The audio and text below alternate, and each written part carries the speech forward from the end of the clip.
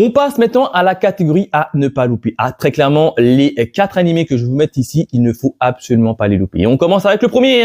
Je deviendrai une méchante fille qui entrera dans l'histoire. Et oui, on est tout simplement dans un isekai et dans un isekai Otome Game. Otome Game, ce sont un peu les jeux de drague que les gens jouent. Là, très sincèrement, j'ai beaucoup apprécié cette série. Alors, je sais pas si c'est à cause de la version française qui est qualitative, mais en général, quand une animée, je dois l'avouer, est en version française, je la regarde directement en version française parce que ça me permet d'apprécier un peu plus l'histoire. Là, sincèrement, j'ai beaucoup aimé la personnage principale, l'antagoniste qui utilise un pouvoir sans qu'elle le sache, etc.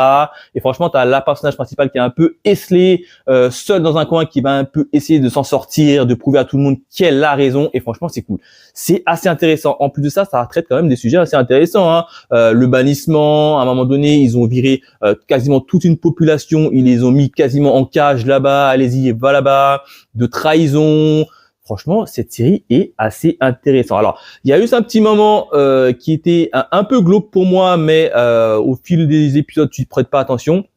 C'est que la personnage principale, elle avait à peu près 5 ans et t'as les amis de ses frères qui sont un peu plus âgés et qui sont tombés red dingue amoureuses de la fille de 5 ans.